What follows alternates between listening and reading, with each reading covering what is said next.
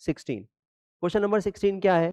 A ball of mass m moving with the velocity u collide head on with the second ball of mass m at rest. Second वाली कैसी थी?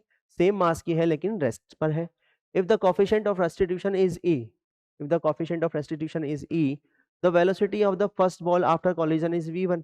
तो first ball की जो velocity है वो v1 है आफ्टर कॉलिजन, तो सेकंड बॉल की वेलोसिटी जो है v2 है आफ्टर कॉलिजन, और v1 v2 जो है इन ऑप्शंस में से हमें फाइंड आउट करना है। चलिए इस क्वेश्चन को कैसे करें? सबसे पहले तो हम यहाँ पर बना लेते हैं डायग्राम। तो ये है बॉल 1 जिसका मास है m1, और ये है बॉल 2 जिसका मास है m2।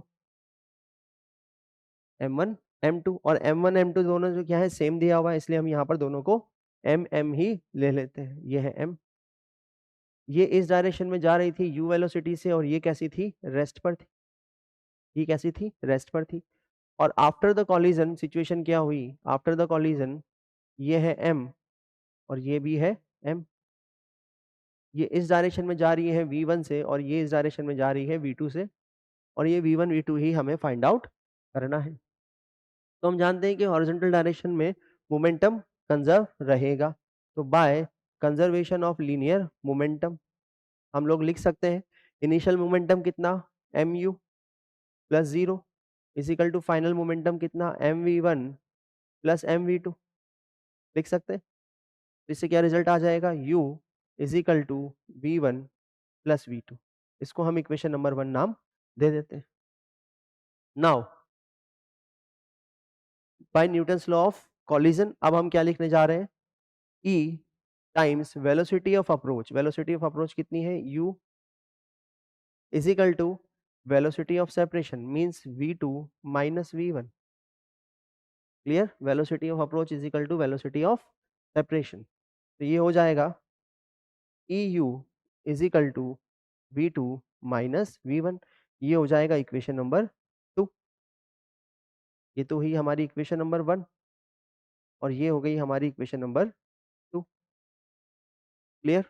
अगर मैं दोनों को ऐड कर दूं तो from equation 1 and 2, from equation number 1 and 2 मैं लिख सकता हूं u equal to v1 plus v2, और इधर लिख सकता हूं eu is equal to v2 minus v1। दोनों को ऐड कर देते हैं, तो इससे v1 से तो v1 कैंसिल आउट हो जाएगा। तो कितना बचेगा?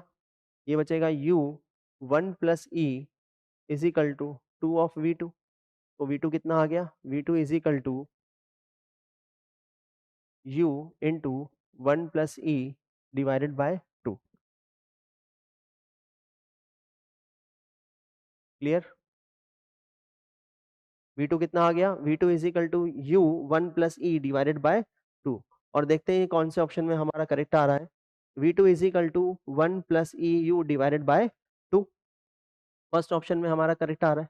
ऐसे अगर हम v1 निकालें तो v1 कितना आ जाएगा? u 1 minus e divided by 2। तो ये हमारा v1 भी कैलकुलेट हो जाएगा इन दोनों इक्वेशन से।